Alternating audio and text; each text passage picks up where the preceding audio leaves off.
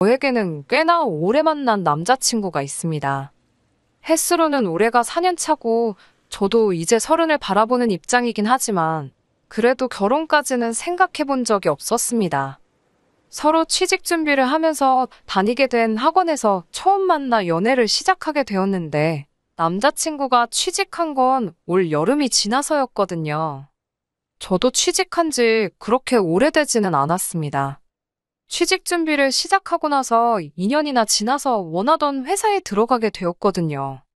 저나 남자친구나 결혼을 위해 모아놓았어야 할 돈도 돈이지만 사실상 4년을 만나면서 제대로 된 연애를 할 시간도 없었어요. 제가 취직하고 나서 시간이 조금 생기긴 했지만 남자친구가 진로를 틀면서 공부를 시작해버리는 바람에 방해하고 싶지도 않았고 저도 막 취직한지라 일단은 회사에서 자리 잡는데 전념을 하고 싶었거든요. 올여름에 남자친구 취직하면서 이제 연애다운 연애를 하는 건가 싶더니 이렇게 뒤통수를 맞을 줄은 몰랐었네요. 그래도 취직 전에는 저라면 꿈뻑 죽는 사람이 남자친구였고 심지어 남자친구 어머니마저 저를 며느리라고 부를 정도로 어쩔 때는 남자친구보다 더 심하게 꿈뻑 죽는 분이셨거든요. 사람이라는 게 이렇게 손바닥 뒤집듯이 돌변할 수 있다는 걸 이번 기회에 알게 되었습니다. 어디서부터 시작해야 할지 막막하니 간단하게 넘어갈 것들은 간단하게 넘어가겠습니다. 자랑할 소리는 아니지만 제가 수능을 망쳐서 재수를 하게 되었고 재수를 했는데도 결과가 좋지 못해서 원하던 학교에 들어가지 못했어요. 삼수를 하자니 엄두가 안 나서 그냥 그 중에서도 좋은 대학교로 골라서 간 건데 뭔가 아니다 싶고 아쉽고 후회가 남는 부분이 많았었습니다. 그래서 3학년이 되는 해에 편입을 하게 되었고 결국 최초에 지망했던 대학교에 들어가 졸업장을 따오게 되었습니다. 남들 하는 공부를 저는 몇 년을 더한 셈이었는데 막상 대학 졸업하면 곧바로 취직이 될 줄 알았더니 취직하는데도 필요한 게 얼마나 많은지 정말 제 인생은 공부의 연속이었습니다. 아무튼 취직 준비하러 들어간 학원에서 그때 남자친구를 처음 알게 되었고 어쩌다 보니 연애를 시작하게 되었습니다. 취직 준비한다고 서로 심적으로 많이 힘들 때였는데 그때는 어느 정도 위로가 되었네요. 그런데 남자친구는 취직 준비는 뒷전이었고 저랑 너무 놀러 다니고 싶어 하더라고요. 데이트는 취직하고 시작해도 늦지 않은 게 아니냐 했는데 남자친구가 자랑처럼 자기 아버지 자랑을 늘어놓으면서 자기는 사실 낙하산으로 취직 자리가 정해져 있다고 하더라고요. 아버지가 과거 공직에서 소위들 말하는 방구 좀 끼시는 분이셨다는데 은퇴하신 지금도 입김이 닿는 곳이 많아서 자기는 취직 걱정을 할 필요가 없다고 하더라고요. 그러면 학원은 왜 다닌 거냐 물었더니 그래도 남들 가진 만큼 기본적인 바탕은 해놓아야지 나중에 소리가 덜 나온다고 필요한 점수만 따려고 학원을 등록했다는 겁니다. 저는 백도 없으니 오롯이 제 실력으로만 취직을 해야 했어서 그랬나? 남자친구가 부럽다는 생각이 들었습니다. 하지만 남자친구 취직이 결정된 상황이나 마찬가지라고 해도 그게 제가 남자친구 장단에 맞춰서 놀러 다닐 필요는 없잖아요. 그래서 저는 같이 만나서 공부할 게 아니면 지금 취직 준비하는 동안에 데이트는 나한테 사치인 것 같다고 하고 저는 제 나름의 준비를 했습니다. 남자친구는 몇 달 뒤에 예정돼 있던 회사에 취직을 하게 되었습니다. 대기업까진 아니지만 그래도 업계에서 꽤나 유명한 회사에 들어갔어요. 낙하산은 취직을 어떻게 하는가 궁금했는데 보니까 인터넷에 나름대로 구인 공고도 올라오고 본격적인 부분이 있더라고요. 그런데 구인 공고를 보니 월급도 150만 원으로 별 볼 일 없고 정직원도 아니고 1년 단기 계약직 채용 공고였습니다. 남자친구가 혹시 취업 사기를 당한 게 아닌가 마음에 걸려서 물어봤더니 원래 낙하산으로 사람 뽑을 때는 당연히 그렇게 하는 게 아니겠냐고 하더라고요. 임시직으로 하나 만들어 놓고 정직원으로 전환을 시켜주는 게 그림에 맞지 않겠냐면서요. 어차피 뽑을 거면 뭐하러 그렇게 불편하게 하나 싶은 마음도 있었지만 그게 관례라고 하니 그냥 그러려니 했습니다. 이러나 저러나 어쨌든 남자친구가 출근하게 된 건 사실이었고 저는 백이 없으니 원래 그렇다는데 믿는 것 말고는 할 게 없었으니 말이죠.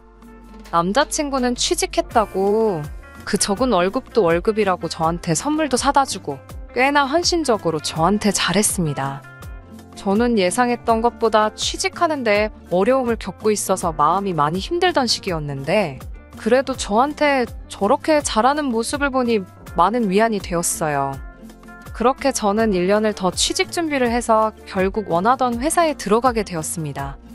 거의 2년을 준비했던 취직이기에 합격 통보를 받았을 때는 눈물이 다 나올 정도로 기뻤습니다. 그런데 기뻐하지 못하는 사람이 있었으니 남자친구였습니다. 예정대로라면 남자친구는 단기 계약직이 끝나면서 말한 대로 정직원으로 전환 채용이 되었어야 하는데 정직원 전환은커녕 단기 계약직 연장도 안 돼서 다시 백수가 돼버리고 말았던 거예요. 아버지 빽이 대단하다고 노래를 했는데 생각보다 끝발이 안 좋나 하는 생각을 하게 되었습니다. 그게 아니라면 남자친구가 정말 정직원으로 쓰기에는 형편없는 사람이라는 말이나 마찬가지인데 그렇게까지는 생각하고 싶지 않았어요. 남자친구도 막상 정직원 전환이 되지 않고 다시 구인시장에 나오게 되니 많이 혼란스러워 보였습니다. 입으로는 아버지가 어떻게든 해주실 거라고 걱정이 없다고 했지만 나름 스트레스를 많이 받아 하는 게 느껴졌어요. 남자친구 입장에서는 아무리 실무 경험을 쌓았다고 한들 취직 준비에 쏟을 수 있는 1년을 아르바이트 하는 것보다 못한 월급을 받으며 허송세월을 보낸 거나 마찬가지잖아요. 거기에 이제 신입으로 지원하기에는 30 나이가 기업 입장에서는 조금 부담스러울 수도 있는 나이였으니 말이지요. 그런데 난데없이 남자친구가 회사 일은 나한테 맞지 않는 것 같다 말하며 7급 공무원 시험을 준비하게 되었다는 소식을 전해왔습니다. 안정적이긴 하지만 요즘 공무원에 대한 인식이 예전 같지는 않잖아요. 이왕이면 전공 살려서 회사 들어가는 게 좋지 않겠냐고 제 생각을 말했더니 남자친구가 또 아버지 이야기를 꺼내면서 아버지 인맥을 활용하려면 기업보다는 공무원이 맞는 것 같다고 어느 곳이든 일단 합격만 하면 자기 끌어줄 사람이 있으니 기어코 공무원 준비를 하겠다고 들더라고요. 솔직히 한 번 실패한 전적이 있어서 남자친구가 아버지에 대해서 큰 믿음은 가지 않았습니다. 거기에 공무원이 자기가 되겠다고 되는 게 아니고 시험을 쳐야 하는 건데 7급이면 못해도 3년은 준비해야 한다는 걸로 알고 있었거든요. 그렇다고 제가 남자친구랑 헤어지겠다고 한 건 아니었습니다. 입장 바꿔 생각해보면 당장 제가 직장이 생겼다고 해도 취직 준비하는 동안 많은 위로가 되고 제 고집 들어준다고 데이트도 몇 번 안 했는데도 불만 한 번 말하지 않고 저를 기다려준 사람인데 내가 취직이 되었다고 해서 백수가 된 남자친구를 저버리는 건 도리에 맞지 않다고 생각했거든요. 그런 속물 같은 사람이 되고 싶지도 않았고요. 그래서 이왕 결심한 거 제가 믿어주고 응원해주기로 했습니다. 그리고 그때 남자친구 어머니를 처음 만나게 되었지요. 남자친구가 그 당시에 노량진 근처에서 자취를 하고 있었는데 고시원에서 지낸 건 아니고 번듯한 원룸에서 지내고 있었어요. 감시하는 사람이 없어서 그런가 학원은 잘 나갔는지 모르겠는데 집에서 따로 더 공부를 하는 것처럼 보이진 않더라고요. 그래서 한 소리 하려고 찾아갔다가 아들 밥 챙겨준다고 반찬 전해주러 오신 어머니를 우연찮게 남자친구 집 앞에서 맞닥뜨리게 되었습니다. 집에 들어가니 배달 음식 포장지가 질비하고 바닥에 소주병이 굴러다니고 이 사람이 과연 2년 내로 7급 공무원을 합격해 보이겠다고 당당하게 선언한 사람이 맞나 싶을 정도로 실망스러웠어요. 남자친구한테 정신 못 차리냐고 한참을 혼내고 있는데 그때 남자친구 어머니가 집 안으로 들어왔거든요. 솔직히 예정되지 않은 만남에 무척이나 당황스러웠습니다. 거기에 제가 보인 첫 모습이 다른 것도 아니고 자기 아들이 찍소리도 못하게 잡들이를 하고 있는 모습이었으니 말이지요. 그런데 어머님은 그 모습을 오히려 좋게 봤던 겁니다. 남자친구 집이 알고 보니 노량진에서 그렇게 멀지도 않은 곳인데 자취하겠다고 기어이 집을 나왔던 게 화근이었던 거예요. 그런데 공부는커녕 생활도 똑바로 하고 있지 않은 걸 알고 있으니 어머님 입장에서는 답답했던 거지요. 당신이 말하면 귓등으로 듣는 척도 안 하는데 내가 혼내는 건 듣는다고 하면서 남자친구한테 이렇게 지낼 거면 자취하지 말고 다시 본가로 들어가서 열심히 공부 좀 하게 해달라고 대신 말해달라고 하시더라고요. 그렇게 남자친구 자취생활을 청산시키고 본가로 보내버렸더니 어머님은 그런 제 모습이 오히려 마음에 들었는지 저한테 엄청나게 잘해주기 시작했습니다. 저도 저희 부모님이 지방에 살고 계셔서 저는 대학생 때부터 계속해서 쭉 서울에서 혼자 지내고 있었는데 남자친구 어머님이 저한테 개인적으로 자주 연락을 하셨어요. 안부도 물으시고 제 생각이 나서 반찬을 했다며 먹을 것도 직접 집까지 해다 날라주시고 하면서 말이죠. 언젠가부터는 저 아닌 다른 사람을 우리 집 며느리로 들이는 게 상상이 가지를 않는다면서 저를 예비며느리 하면서 부르기 시작했습니다. 그때도 저는 남자친구와 결혼을 생각한 적은 없었기에 그렇게 부르는 게 부담스러워서 그러지 말아달라고 이야기까지 했습니다만 그냥 당신이 제가 마음에 들어서 그러는 거니 너무 신경 쓰지 말라고 하면서 저한테 꾸준히 연락하고 은근슬쩍 계속해서 저는 이 집의 며느리가 될 거라는 듯이 이야기를 하거나 그랬습니다. 하는 말 들어보면 보통 아들이 저 때문에 정신 차리고 공부한다고 고맙다고 하는 이야기가 주였고 며느리라는 호칭이 부담스럽긴 했지만 아들 정신 차린 게 얼마나 좋으면 저럴까 싶어서 그냥 그러려니 넘어가기로 했습니다. 남자친구가 정말 공부하는 거에 지쳐서 힘들 때나 기분 전환이 필요할 때 아니면 거의 만나지도 않았어요. 한 달에 한 번 보면 엄청 자주 보는 건가 싶을 정도로 말입니다. 그렇게 2년 정도 남자친구는 본가에 들어가서 열심히 공무원 준비를 하기 시작했고 남자친구가 저한테 못하는 만큼 어머님이 대신해서 저한테 잘했습니다. 이제 와서 생각해보니 괜히 마음 잡고 공부하는 아들 마음 꺾이지 않게 저한테 잘하는 척 한 건가 싶은 생각이 드네요. 괜히 저랑 헤어지기라도 하면 공부고 뭐고 한동안 또 술만 마시며 지낼까봐 그게 싫었던 건지 싶었네요. 그런데 6개월 전에 남자친구가 난데없이 자기가 출근을 하게 되었다는 소식을 전해왔습니다. 취직 소식에 기뻐할 틈도 없이 아직 시험도 안 봤는데 무슨 취직이냐 물었어요. 자초지종을 들어보니 아버지가 또 취직 자리를 소개해줬고 곧바로 출근을 하기로 결정을 했다는 거예요. 그런데 그 말을 들으니 어이가 없더라고요. 이도저도 아닌 게 싫었습니다. 한참 취직 준비할 때도 낙하산 시켜주겠다는 말에 흐지부지 돼서 허송세월을 보냈던 전력도 있는데 또 저러다가 제대로 된 취직 자리도 아닌 곳에서 일하게 되는 게 아닌 건가 싶었기에 취직했다는 소식이 기쁘게 들리지 않았네요. 2년이나 준비했으면 꽤나 오래 준비한 건데 적어도 시험은 쳐보는 게 좋지 않겠냐고 제 솔직한 마음을 이야기했더니 남자친구가 공무원 그거 해봐야 돈 얼마나 벌겠냐고 하면서 자기가 출근하기로 한 곳이 대기업이고 이번엔 계약직 같은 임시적인 자리도 아니고 곧바로 정직원으로 출근하게 된 거라고 자신있게 말을 하더라고요. 대기업이라길래 무슨 회사인가 했는데 생전 처음 들어보는 회사 이름을 말하는 겁니다. 그 자리에서 검색을 해봤는데 회사 규모도 작아 보이고 재무제표 같은 걸 보니 매출도 얼마 안 되는 평범한 중소기업으로밖에 보이지가 않았어요.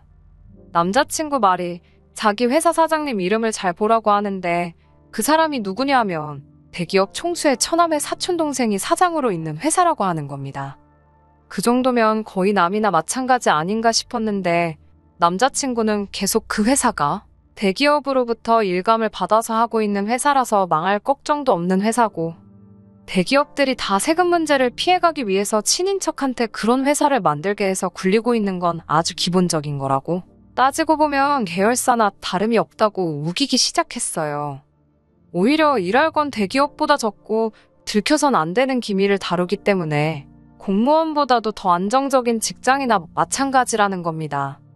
그리고 자기는 아버지 빽이 있으니 이 회사에서 잘하다 보면 대기업 본사로 이직할 기회가 생길 수도 있고 아니면 아예 지금 합격한 회사에서 나중에 자기가 한 자리를 하고 있을 거라면서 이제 고생 끝 행복 시작이라면서 무조건 잘 됐다고 하더라고요.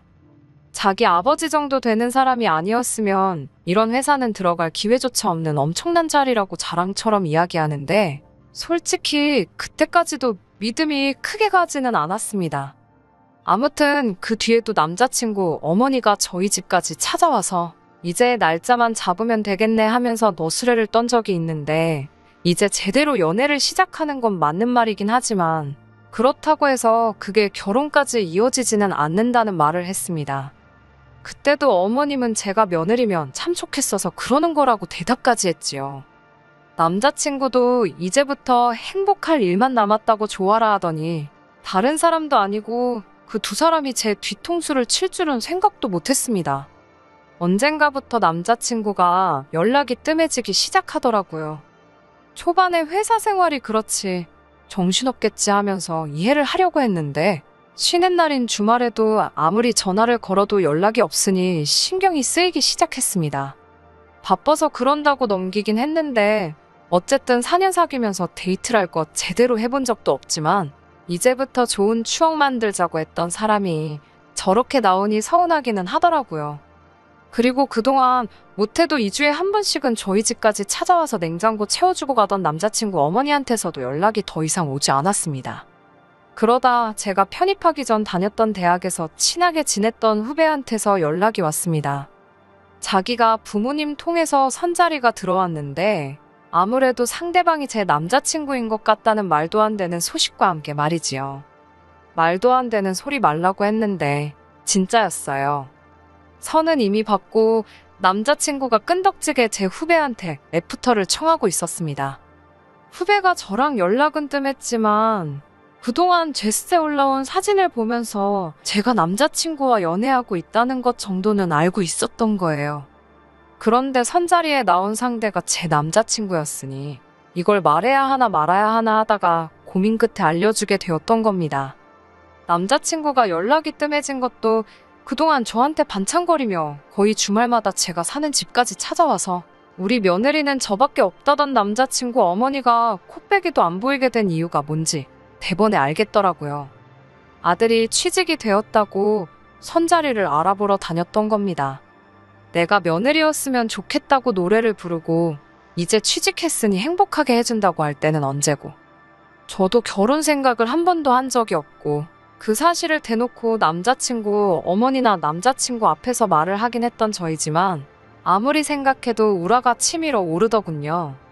제가 결혼 생각이 없다 했으니 충분히 맞선을 볼 수도 있지만 그 전에 어쨌든 저한테 말을 하던가 저랑 정리를 하는 게 당연한 순서가 아닌가 싶었어요. 그런 생각이 드니까 연애를 접는 건 당연한 일이고 이걸 이대로 넘겨버려선 안 되겠다는 생각이 들더군요. 그래서 후배한테 저 좀 도와달라고 부탁을 했습니다. 달리할 건 없고 남자친구한테 관심 있는 척 몇 번 만나만 달라고요. 후배도 어쨌든 부모님 통해서 선자리 들어온 사람이 이니도 저버리는 짐승자식이란 걸 알고 나니 저를 흔쾌히 도와주겠다고 나서더군요. 후배가 제 남자친구를 잘 돼가는 척 계속 만나주는 계획이 어느 정도 진행되었고 남자친구가 제 후배를 자기 부모님에게 소개시켜주는 자리가 생기게 되어 그날 계획을 진행시키기로 했습니다. 후배는 사정이 생겨서 약속 시간이 닥쳐서 남자친구에게 30분 정도 늦는다는 연락을 하라고 했고 저는 약속 장소에 같은 시간에 우연찮게 가게 되는 식으로 같은 장소에 나타나기로 했습니다. 부모님과 함께 있는 자리에 제가 우연찮게 그 장소에 나타나니 제가 예상했던 대로 남자친구와 남자친구 어머니가 동시에 엄청나게 당황을 하더군요. 요즘 연락도 통 없고 얼굴 보기 힘들다고 너스레를 떨면서 마침 저도 만나기로 한 사람과 약속이 취소되어 시간이 붕 뜨는 상황인데 이렇게 만난 것도 우연인데 오랜만에 같이 식사나 하자고 태연스럽게 자리에 앉았습니다. 예비 며느리라고 그렇게 부르실 땐 언제고 온 가족이 모여서 식사를 하는데 어떻게 저를 초대를 안 하실 수 있느냐 능청스럽게 물으니 당혹감에 아무 말도 잊지 못하고 쩔쩔매고 있는 꼴을 보니 벌써부터 속이 후련했습니다. 가족끼리 중요한 자리라서 저보고 빠져달라고 하길래 어머님한테는 제가 벌써 한 가족이나 마찬가지 아니었냐고 자리를 지켰지요. 남자친구가 핸드폰을 만지작대면서 식당 입구 쪽을 번갈아 가면서 보는 게 왜 그러는지 딱 알겠더라고요. 남자친구한테 후배 이름을 대면서 혹시 기다리느라 그러는 거면 걱정 말라고 이제 두 번 다시 만날 일은 없을 거라고 해줬습니다. 그제서야 제가 무슨 수라도 썼다고 생각했는지 본성을 보이기 시작하더군요. 남자친구 어머니가 아들 혼삭기를 망치네 만에 따지길래 아들 자식 변변찮은 직장도 없던 시절에는 며느리는 나밖에 없다고 하더니 뒤로는 이렇게 호박씨를 까는 게 맞냐고 되물었어요. 4년이라는 긴 세월을 남자친구 여자친구 사이로 지내오긴 했지만 솔직하게 제대로 연애한 것도 아닌데 아쉬울 게 뭐 있냐고? 욕짓거리나 시원하게 해주고 남자친구와 남자친구 부모님한테 인생 그렇게 살지 말라고 한마디 해주고 왔습니다.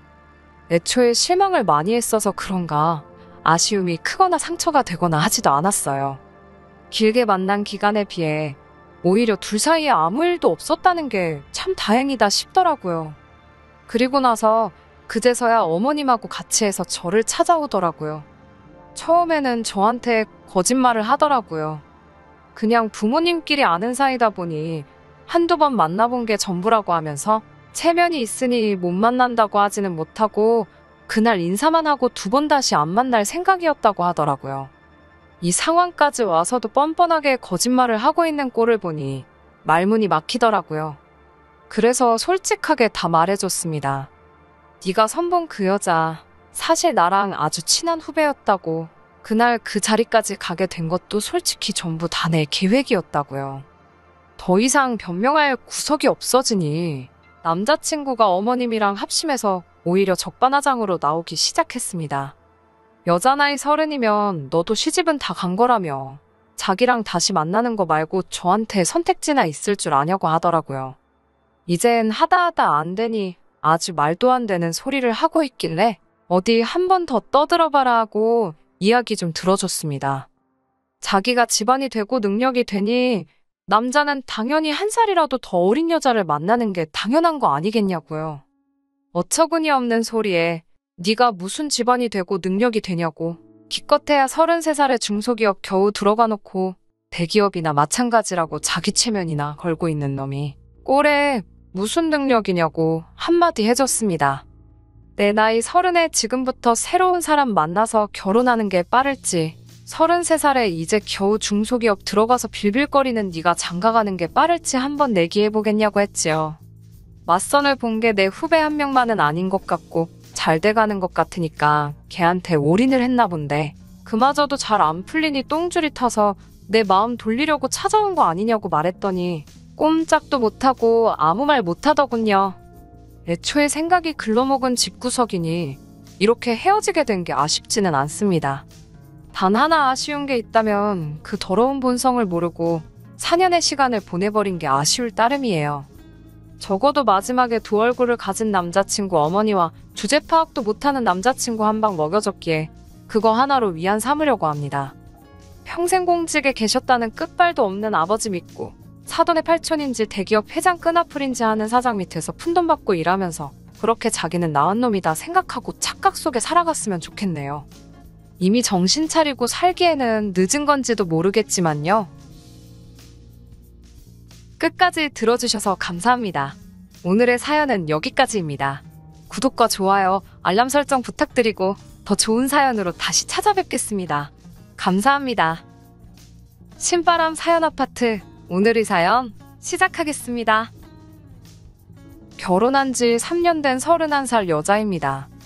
남편이 저보다 4살 연상으로 올해 35살이긴 하지만 집안에서는 늦둥이라 그런가 시댁에 가면 애기 취급받는 막내나 다름없어요. 연애하는 동안에는 나이차가 많이 나던 남편이 그렇게 어른스러워 보일 수가 없었는데 집에서는 애기 취급을 받으니까 그 느낌도 참 새롭더라고요. 남편이로 아주버님 한 분 계시고 신우 한 분 계시거든요. 아버님은 남편이 20대 때 돌아가셨다고 들었고 70대 중반이신 어머님 밑으로 집안에서 첫째인 곧 50대에 접어드는 아주버님과 40대 중반인 신우가 있어요. 남편의 가족들을 처음 만났을 때는 시어머니도 시어머니겠지만 남편과 나이차가 있는 신우가 더 무섭고 불편했어요.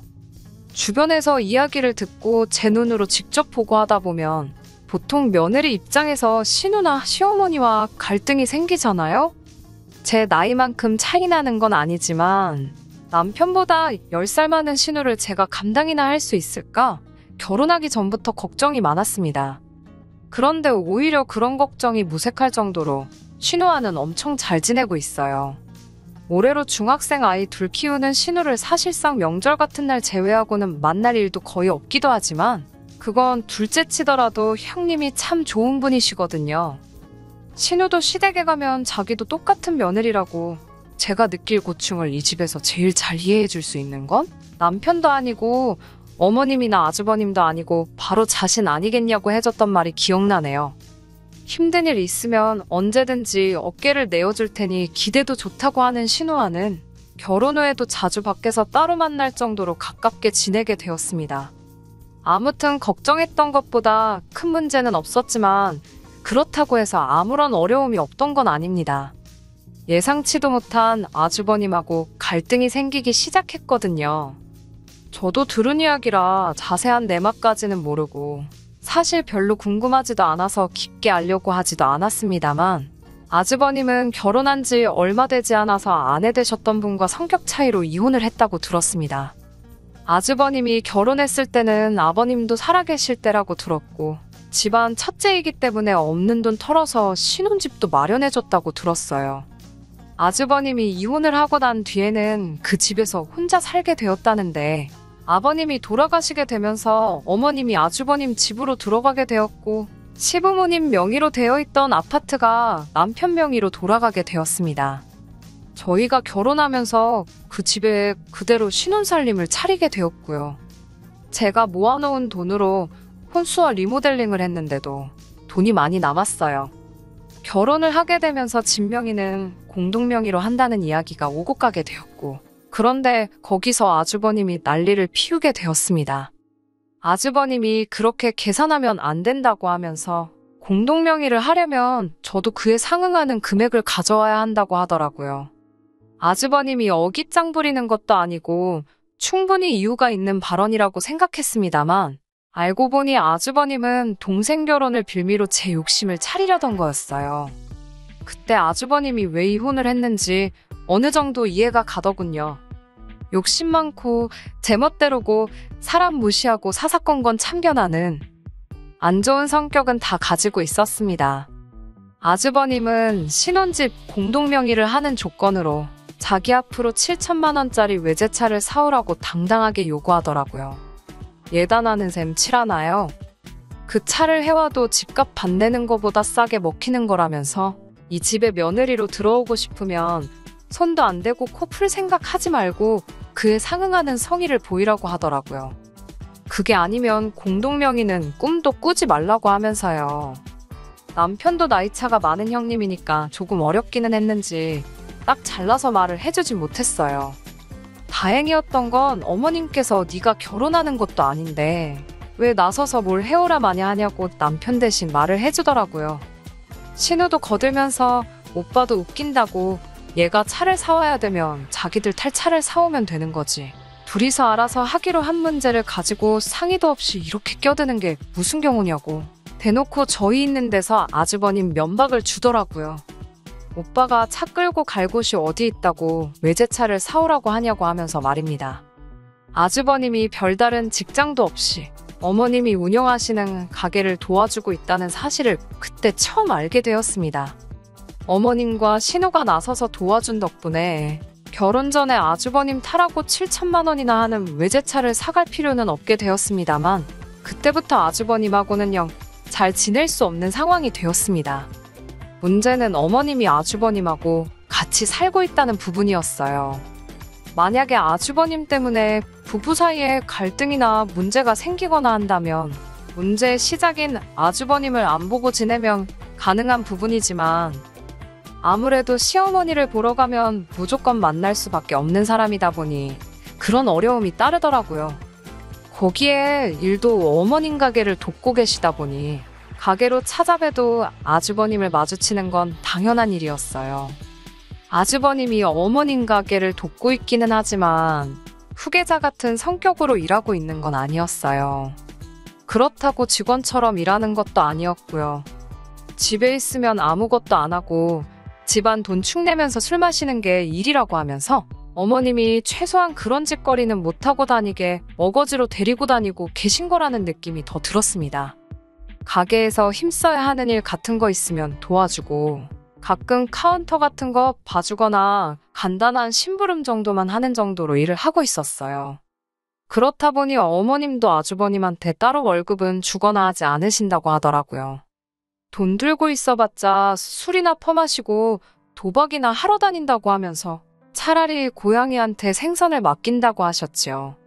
간단한 생활비나 용돈 같은 걸 어머님께 타쓰고 있다는 사실을 알게 되었는데 그 이야기를 들으니까 아주버님이 외제차를 요구하는 것 외에도 저희한테 뭐라도 하나 뜯어내려는 모습이 설명이 되더라고요. 신혼여행 다녀왔을 때 시댁 식구들 선물이라고 해서 이것저것 쇼핑해서 사간 적이 있습니다. 아주버님 선물도 당연히 준비했지요. 적당한 가격대의 준명품 브랜드 가죽 지갑이었는데 받고 나서 영 떨떠름해 보이는 표정 때문에 혹시 선물이 마음에 안 드나 싶었어요. 그런데 나중에 저한테 따로 말하기를 자기는 이런 선물 같은 거 사올 필요 없다고 말을 하길래 욕심이 많은 줄 알았는데 생각보다 무력이 없는가 보다. 내가 오해했구나 싶었어요. 그런데 그 생각을 뒤집어버리는 데는 단 5초도 걸리지 않았습니다. 말 끝나기가 무섭게 앞으로 어디 가서 자기 선물 사오려거든 앞으로는 돈으로 달라는 말을 하더라고요. 지갑이 좋으면 뭐하냐고 지갑에 넣고 다닐 돈도 없는데 하면서 자기가 남자라서 사회생활 하려면 현금 필요할 때가 많다고 하는데 어머님 가게 도와주는 게 일이면서 무슨 사회생활을 하려고 하는 건지는 도무지 생각해봐도 모르겠었지만 말이에요. 하지만 이런 식으로 선물을 대놓고 돈으로 달라고 하는 말은 애교로 봐줄 정도로 별것도 아닌 일이나 마찬가지였습니다. 언젠가는 어머님 댁에 찾아뵈었을 때 어머님이 잠깐 자리를 비우신 틈을 타서 저희를 붙잡고 말을 하더라고요. 자기한테 못해도 한 달에 저 100만 원, 남편이 100만 원에서 200만 원 정도는 보내는 게 도리 아니냐고요. 무슨 말을 하는 건가 했는데 저희가 시어머니 부양하는 문제 걱정할 것도 없이 결혼 생활을 유지하고 있는 게 자기가 어머님을 모시고 살고 있는 덕분 아니겠냐는 겁니다. 한술 더 떠서 어머님이 내 집에 얹혀 살고 있으니 아버님 돌아가셨을 때 저희가 살고 있는 집이 남편 명의로 돌아갈 수 있었던 거라고. 사실상 우리 결혼의 1등 공신은 자기나 마찬가지라는 거예요. 앞으로의 저희 결혼 생활이 얼마나 행복할지는 자기 손에 달려있는 거나 마찬가지라는 말을 하는데 어이가 없더라고요. 그 나이 먹도록 직장도 없고 어머님 밑에서 기생하고 있는데 어떻게 아무리 그림이 그렇다고 하더라도 어머님이 아주버님한테 얹혀 살고 있다는 표현을 할 수나 있는지 싶었습니다. 어머님은 모르게 하라는 말을 하길래 어머님 자리 돌아오시자마자 아주버님한테 그러면 보내라던 돈은 언제부터 보내드리면 되겠느냐 일부러 물어봤습니다. 당연히 어머님이 무슨 돈을 말하는 거냐고 반응하셨고 저는 제가 착각해서 실수했다는 것처럼 깜짝 놀라며 어머님은 모르고 계셨냐고 조금 여우처럼 어머님한테 아주버님이 꺼낸 돈 이야기를 그대로 전달했습니다. 어머님은 이야기 다 들으시고는 얼굴이 둘그락불그락해지더니 이제는 돈 나올 구멍이 없으니까 지 동생한테 돈을 뜯어낸다고 하시며 저희가 있는데도 할 말 못할 말 다 꺼내시며 호통을 치셨습니다. 남편하고 제가 어머님한테 달라붙어서 뜯어말리긴 했는데 탈탈 털리고 있는 아주버님을 보고 있으니 솔직히 좀 쌤통이었어요. 아주버님은 항상 저희들 머리 꼭대기 위에 있다고 생각하고 있거든요. 하지만 그 행동의 수준이 뻔히 보였기에 항상 제 손바닥 안에 있었지요. 한두 번씩 돈 문제를 가지고 사소한 사건을 만들어내기는 했는데 결국엔 아주버님 손으로 제 돈 10원짜리 하나 들어간 적이 없었지요. 욕심을 조금이라도 덜 냈으면 어떻게 제가 속아 넘어갔을 수도 있겠는데 매번 저렇게 말도 안 되는 과한 욕심을 부리다 보니 안 들킬 것도 들켜서 본전도 못 찾고는 했습니다. 아주버님이 아무리 노력을 해도 저에게 항상 간파를 당했고 혹시나 아주버님이란 위치로 저를 깔아뭉개려고 하면 항상 어머님이나 신우가 제 편을 들어주면서 방패막이 되어주었습니다. 남편이 의외로 아주버님에게 유독 약한 모습을 보였던 점이 아쉽기는 했지만 남편이 아니더라도 시어머니나 신우가 제 편에 서서 항상 도와주는데 딱히 무서울 건 없었네요. 그렇게 신혼 때부터 현재까지 아주버님이 몇 번의 꼼수를 부렸지만 제가 현명하게 대처해가며 사전에 방지를 했고 큰일로 키우지 않고 항상 좋게 좋게 잘 넘어가고 있었습니다. 어머님도 신우도 아주버님이 이런 사람인 걸 이미 알고 있었기에 오히려 이 정도인데도 일 크게 안 만들고 아무 일도 없었다는 듯이 잘 대처하는 저였기에 저를 더 아껴주셨던 것 같네요. 그런데 얼마 전 도무지 참을 수 없는 아주버님의 행동에 전에 없을 정도로 한판 크게 붙게 되는 사건이 생기게 되었습니다. 저한테 여동생이 있어요. 연년생이고 올해 30이지요.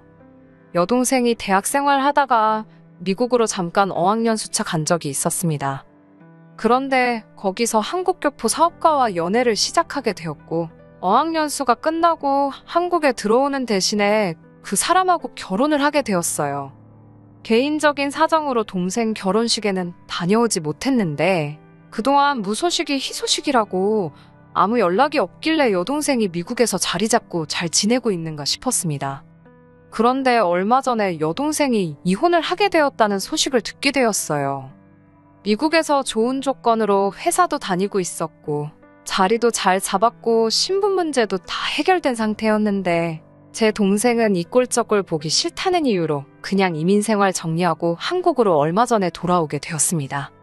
좋은 일로 돌아온 건 아니지만 서로 결혼식 때도 곁에 있어주지도 못했고 떨어져 지낸 기간이 워낙에 길었다 보니 여동생이 다시 제 옆에서 지내게 되었다는 사실이 기쁘기도 하더라고요. 이제 곁에서 같이 지내면서 그동안 자매끼리 못한 것도 해보고 그럴 생각에 부풀어 있었습니다. 아무튼 여동생이 돌아오고 나서 시어머니도 신우도 제 동생을 같이 한번 보고 싶다고 하셨어요. 두 분 다 저한테는 소중한 가족이 되어준 사람들이고 해서 남편 가족들과 해서 여동생과 자리를 한번 만들게 되었습니다. 인연 없이 지내온 형부인데 형부뿐만 아니라 형부 가족들까지 자리에 있으니 제 동생이 아무리 괜찮다고 생각하려고 해도 불편한 점이 많았겠지요. 동생이 긴장하고 정신없는 모습을 보이긴 했지만 그래도 적당히 분위기 좋게 자리가 끝났다고 생각을 했습니다.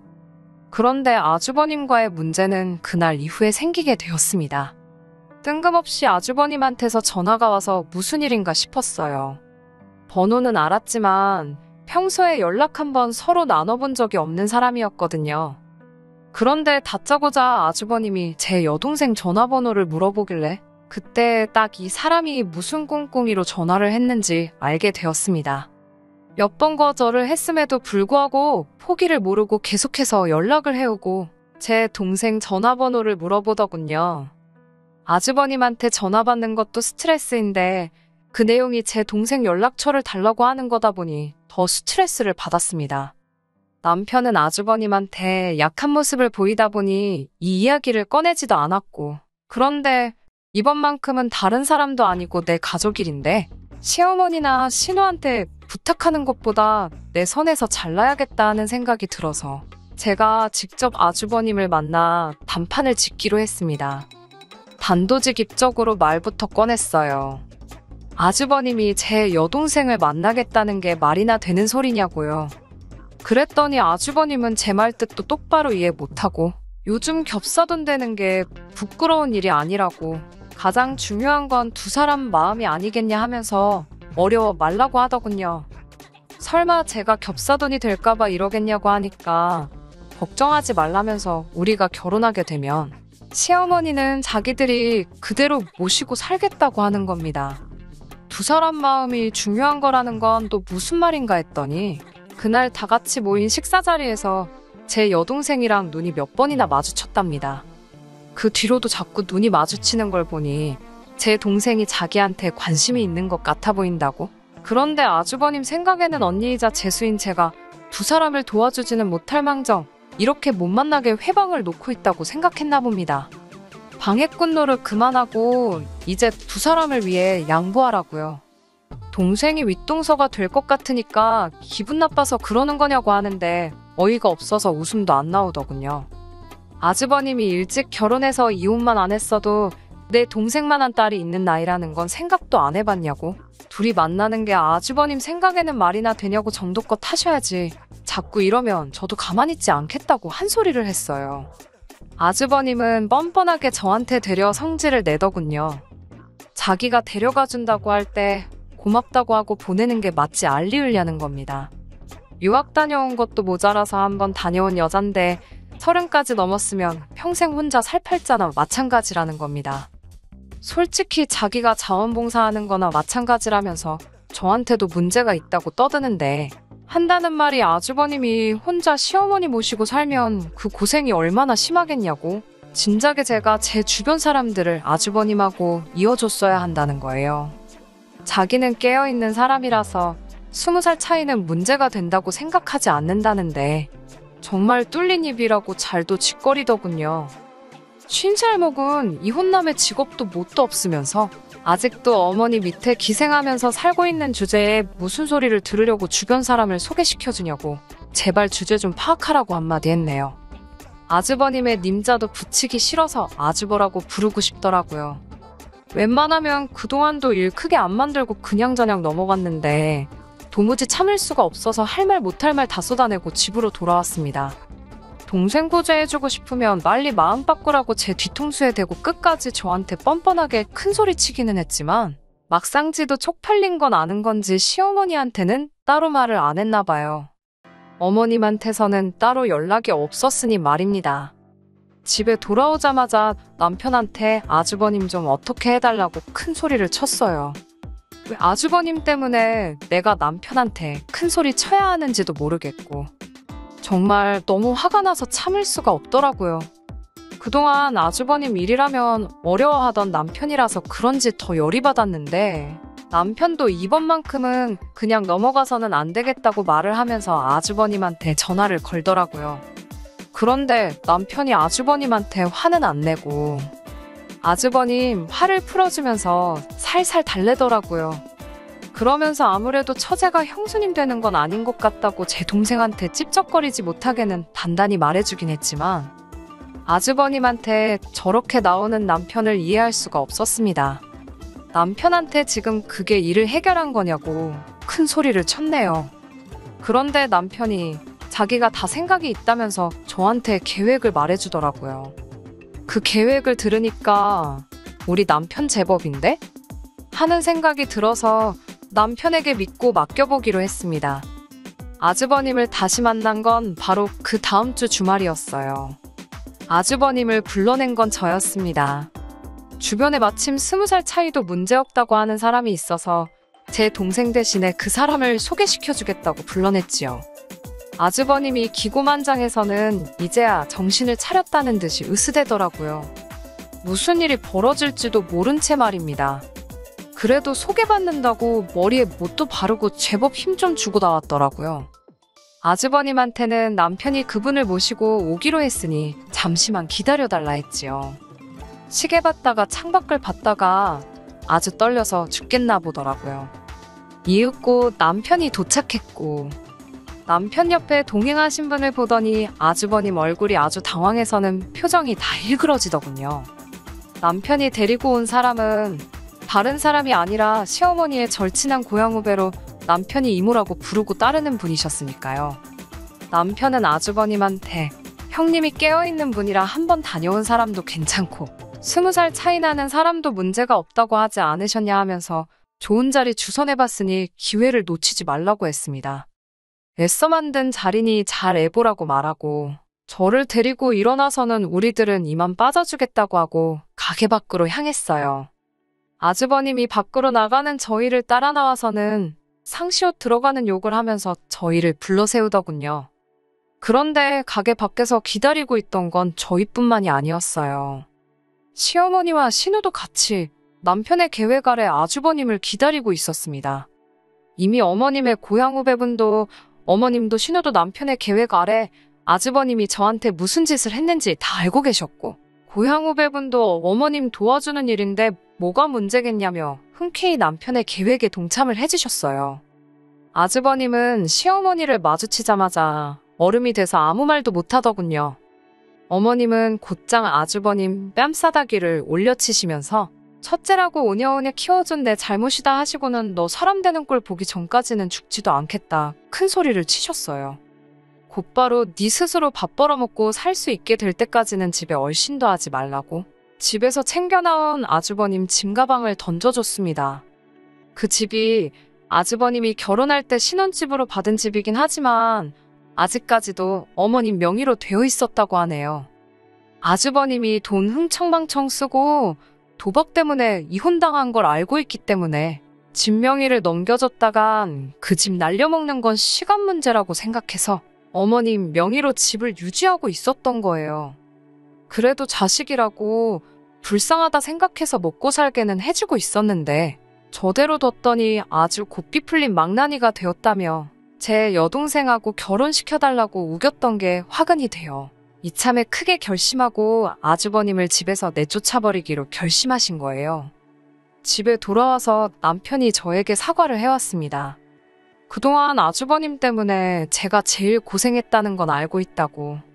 아주버님이 안 좋은 길을 가는 걸 보면서 성인이 되어서인지 저렇게 안 되려고 자기는 나름대로 열심히 살았다고 합니다. 그런데 오히려 그 모습이 돌아가신 아버님께서 아주버님과 13살 차이 나는 동생인 남편을 두고 비교를 했다고 하네요. 그게 남편한테는 그동안 아주버님이 자기 때문에 마음고생을 했다 생각하여 아주버님 일에만 유독 마음이 약해져서 아무 소리도 내지 못하고 있었던 거라고 합니다. 그런데 자기가 아주버님한테 말 한마디 못할 때마다 고생하는 게 자기가 아닌 저라는 걸 이번 일로 깨닫게 되었다고. 두 번 다시 아주버님이 저에게 그 어떤 짓도 하지 못하게 자기가 책임지고 행동 똑바로 하겠다고 약속을 해주더군요. 어머님도 나중에 저에게 따로 사과를 해주셨고요. 아주버님은 한동안 짐가방만 들고 주변 아는 사람들 집에 돌아가면서 신세지면서 하루하루 연명하고 있다고 하네요. 어머님이 다시 아주버님을 받아줄 수도 있다고 생각하고 아주버님이 이번 일로 사람이 변할 거라고는 기대도 하지 않아요. 하지만 이제부터는 남편이 제대로 자기 할 일을 해준다고 약속을 했으니 아주버님이 돌아온다고 해도 걱정이 되지는 않네요. 끝까지 들어주셔서 감사합니다. 오늘의 사연은 여기까지입니다. 구독과 좋아요, 알람 설정 부탁드리고 더 좋은 사연으로 다시 찾아뵙겠습니다. 감사합니다.